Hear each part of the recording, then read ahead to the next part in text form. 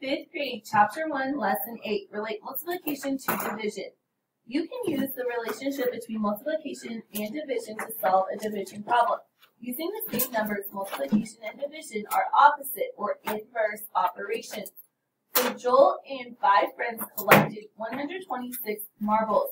They shared the marbles equally. How many marbles will each person get? So here, like they gave you an example that 3 times 8 equals 24, but then you could also do the opposite and do 24 divided by 3 equals 8, or you could do 24 divided by 8 equals 3, right? Okay, so down here they give us a problem.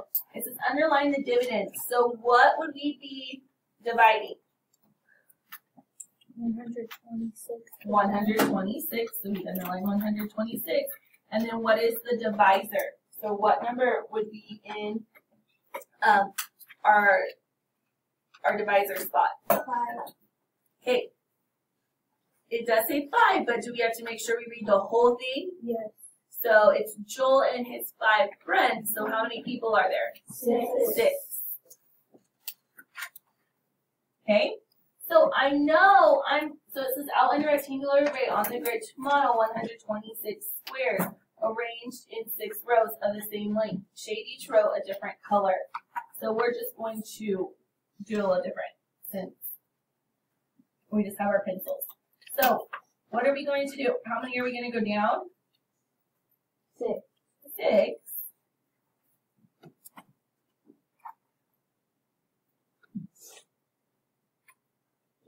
And then how many over are we going to go? 21, right?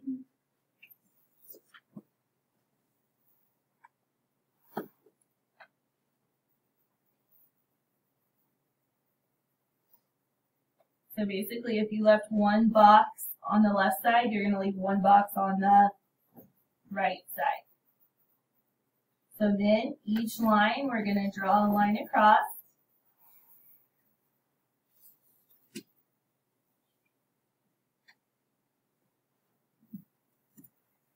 So one line means Joel, right? One line is a friend. Another line is a friend.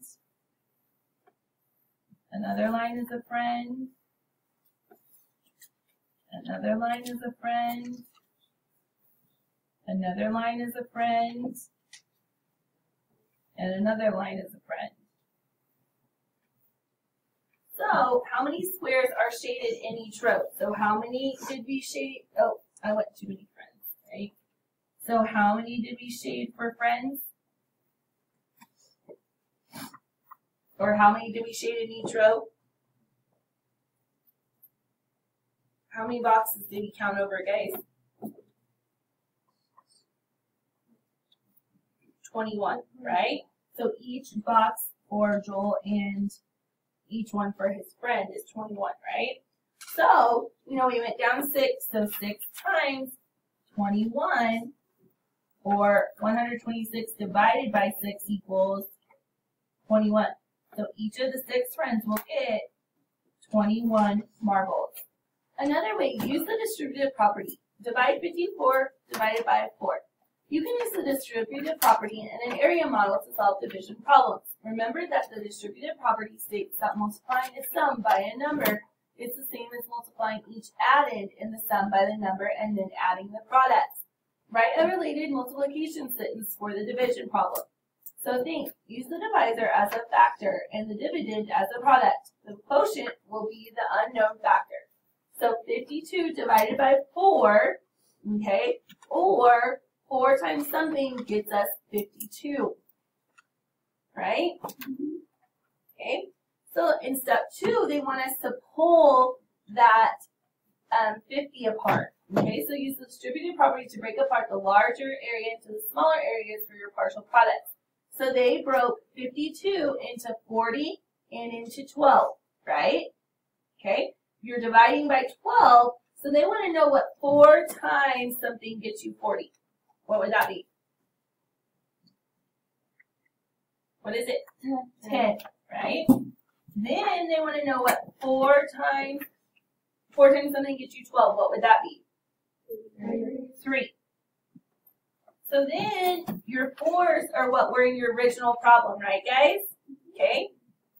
So you guys are going to write down here 10 plus 3 equals 13 because your 4s kind of cancel themselves out because they were in your original problem, right?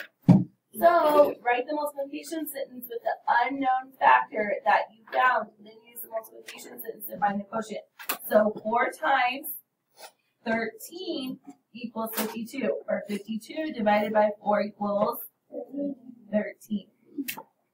Explain how you can use the distributive property to find the quotient of 96 divided by. We said we could break 96 into 80 and 16. 8 can go into 80 10 times, and 8 can go into 16 2 times. So 10 plus 2 equals 12. Therefore, 96 divided by 8 is 12. So Brad has 72 toy cars that he puts into 4 equal groups. How many cars does Brad have in each group? Use the rate to show your answer. So we know we're going to have to go down 4 lines, right, guys? Okay. Then, if we go down 4 lines, what could we break 72 into? 70 and 12. Okay. And remember I told you, you want to usually use like a 10, right? Multiply your divisor by 10. So if I took 4 times 10, what would I get? 40. So what would I have left over? If I took 72 minus 40, what would I have left over? 32. 32. So something times 4 is 32. What is that? 8. So then I would need to use these, right? So 10 plus 8. So I need to have how many boxes then going to the 18, right?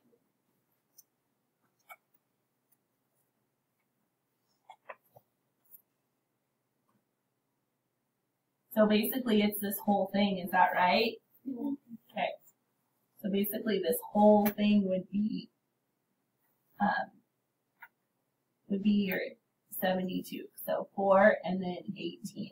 So 4 times 18 equals 72.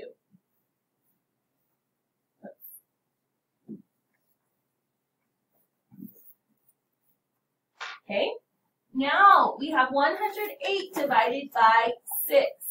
So I know I'm going to take something times 6 and something times 6 to get my answers. Now, what did I tell you? On the first one, usually it's best to take it times what? 10. Okay. So if I took 6 times 10, what would I get? 60. And then if I took 6 times what would I, or 108 minus 60 leaves you with what? 48. 48. So I put 48 here because that's what I'm left with. How do I get from 6 to 48? 8. So then I'm going to add those. 10 plus 8 is 18. So my answer is 18. All right, the next one, what's my divisor? 6, right? So I'm going to put 6 out front, right? Times something, and then equals. So I'm going to set up my problem that way, correct? Okay, and then what did I tell you for the first one? Multiply it times 10. So what does that get me? 6 times 10 is 60. And then if I took 84 minus 60, what would I have left over? 24. So I put 24 here. And then how did I get from 6 to 24? 4 times 4. So I'm going to add here. 10 plus 4 is 14. So my answer is 14. My next one, what's my divisor? 8. So I'm going to write 8 times something equals, and 8 times something equals. And what did I tell you to do for your first one? Times 10. So I'm going to put a 10 here. So 8 times 10 is 80. 80. Now, I'm only going to have 80, and I have 184. So when I subtract 80 from that, am I still going to be left with 104? Yes. So instead of using 10, which, like I said, you need to probably use increments of 10, could I use 20 instead? Yes. Yes. Okay, so we're going to change this to 20. So what is 80 times 20? 160. So now 184 minus 160 leaves me what? 24. 24. So I'm going to put 24 here. And then how do I get from 8 to 24? 3. 3. So my answer is, I'm going to add these, 60. 23, right? Because 20 plus 3 is 23. Okay? So you are going to do on your own 5 through 7 with your partners. Okay, let's do the hot ones, and then you guys will do 9 and 10 with your partners as well. Okay? Let's do the first one. So 51, I'm going to take 3 times something equals 3 times something equals. So what did we want to use first? 2. 10, right? So 3 times 10 is 30. 30. And then 51 minus 30 is what? 21. 21. How did I get from 3 to 21? 7 times. 7 times. So 10 plus 7 is 17. 17. Okay. Now our next one. 4 times something equals 4 times something equals.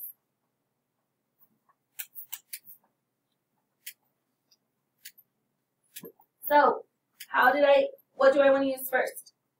10. So how did I get from, 4 times 10 is 40. 40. What is 68 minus 40? 28. 28. How did I get from 4 to 28? 7. 7. So my answer would be, 17. so they are Equal. equal to. So remember, on your first one, you either want to use 10, 20, 30, 40, okay? So multiples of 10, right? Or increments of 10, counting by 10, okay?